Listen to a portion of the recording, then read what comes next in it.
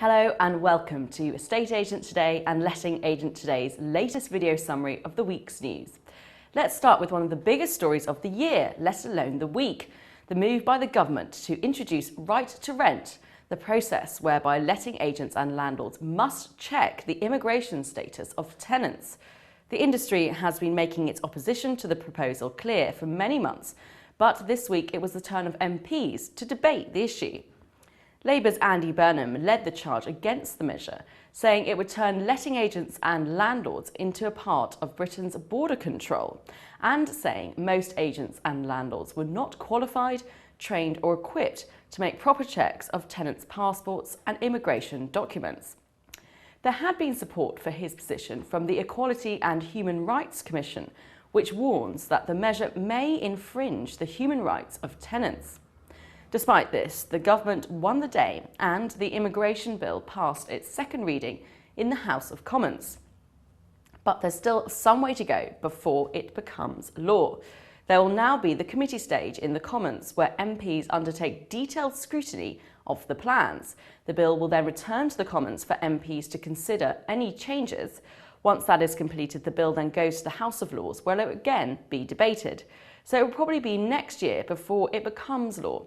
We'll be following the discussion every step of the way on Letting Agent Today. Meanwhile, on the estate agency side, there's been another set of conflicting stories about the state of the market. Firstly, LSL reports that last month was the strongest September since 2007 for house sales across the UK. And then Connells says the volume of valuations is at its highest level for 6 months. But in areas with high-value property, the story is bleaker. In prime central London, transactions are down as much as 40% on this time last year, according to the buying agency Property Vision. And high-end estate agency Knight Frank is revising its forecast for next year's price increases in London. Instead of its original 4.5% rise, it's saying there will only be a 2% rise. But one sector of the market that definitely seems to be strengthening is the sale of new homes. This week saw 3 announcements about estate agencies either increasing or opening new homes divisions. The biggest announcement was from Hunters, which clearly feels recent government announcements about house building, Help to Buy and faster planning decisions will mean a long-term surge in new homes. So Hunters is setting up a substantial new division to help its franchise branches grab a slice of the market. Two London agencies, Marsh & Parsons and Douglas & Gordon, are also putting more effort into trying to attract business from house builders to sell their homes. It's been another challenging week for OnTheMarket, the portal which at one time promised it would be number 2 in the UK by early 2016. One small estate agency in Cornwall has sent an open letter to the property industry press, copied into the board members of OnTheMarket, saying the new portal has been catastrophic for the agency's revenues and lead. And as a result, despite signing a 5-year deal, the agency is returning to Zoopla.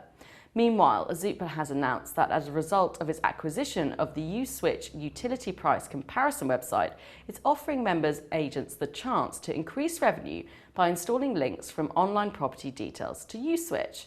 There's likely to be more news next week about portals. Keep checking with Estate Agent Today for details.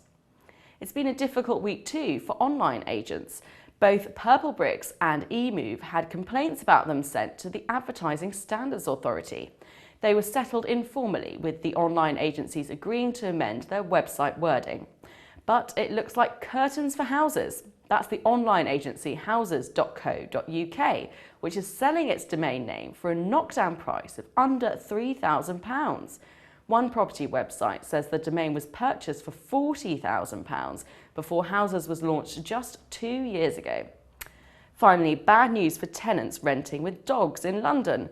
A report from letting agency EJ Harris says demand has rocketed in recent years, but many apartment leases forbid dogs. As a result, deposit premiums have soared to as much as £25,000 for tenants with pooches. It's another sorry tale about the high-priced London housing market.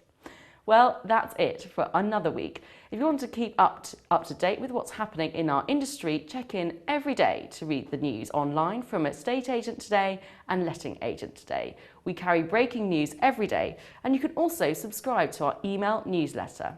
Thanks very much for watching. See you next time.